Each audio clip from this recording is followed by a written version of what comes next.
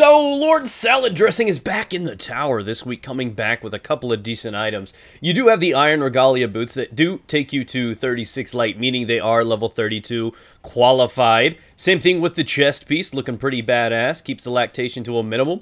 And Jolder's hammer. Now, this thing is considered by many as one of the best PvP weapons you can have out there. It just melts people. The headshot precision damage it puts out is insane. It's an absolute must grind for if you have yet to receive this one. I believe it's in week 1 or 2, but either way, this is the upgraded 331 damage, so it's worth grinding out for at level 4 in the Iron Banner ranking. Now, Silimar's is unlocked at level 5, and this is definitely one of the most lacking ones available for Iron Banner. All the other ones have such high power and impact. You have things like the, the Fellwinters and the Jolders and your Ephrodites. All of those stand out for PvP and even PvE in many ways. Silimar's, no matter which way you put it, is simply par. It's just average for a weapon. So if you don't want to find yourself grinding out to level 5, that's completely understandable this time around. So, let's talk about my suggestions, my tips and stuff, because this Iron Banner is going to be different from the other Iron Banners you've participated in. So let's start with some of the basic stuff before we get into it. What are going to be the weapons that drop in this Iron Banner? As always, the pattern continues. The ones that are dropping in the current Iron Banner are the ones that Salad Dressing sold the previous Iron Banner. Seeing as how he sold them last time, the Fellwinters and the Gellions, those are going to be the two that start dropping in the Iron Banner from the reward scene by completing a match. So look forward to those while participating in the Iron Banner event. Now, moving over to what has changed. Now, there are some things about Iron Banner itself that has changed. Now, as you can see, I'm clearly playing on Asylum. Anomaly, those close quarter maps that have just recently been introduced to Control are now going to be able to be played inside of the Iron Banner event. Not to mention, and I think I remember reading this somewhere.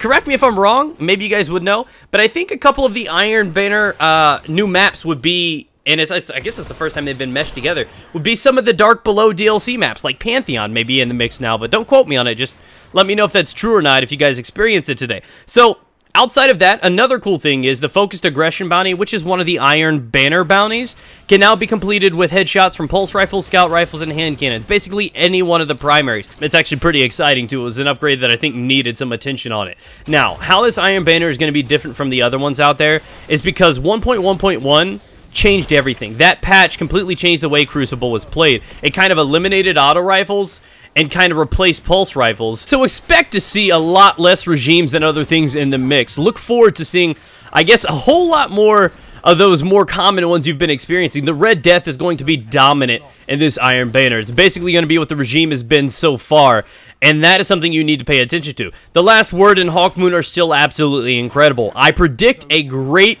growth in the use of Thorn, though, and this may be disappointing to some people, and the reason for that is because it's such a great counter to the Red Death. If you do happen to die, the Thorn dot damage, the damage over time, will cancel out that healing regeneration from the Red Death, so I feel that the two most used weapons will probably be Thorn and Red Death in the primary category. Now, as the Fellwinters dropped in the last Iron Banner, that gave people a whole month that actually retrieved the weapon to get it leveled up. I expect to see far more use of shotguns in this Iron Banner, simply because the pulse rifles are now dominant. They need that close quarter situation, and seeing as how fusion rifles were technically nerfed a little bit, I find that shotgun use is going to just blow up. It's going to be everywhere. People are going to be using them as primaries, and I guess the worst part of it is they're going to be coupling it with Blink, and I think that's the worst thing in the game, to be honest. So expect to see a lot of blinking shotguns in the rotation this time around. Just something to predict. So to summarize, blinking shotgunners, a whole lot of Thorn, and a whole lot of Red Death. Now the Last Word, of course, is still a beast.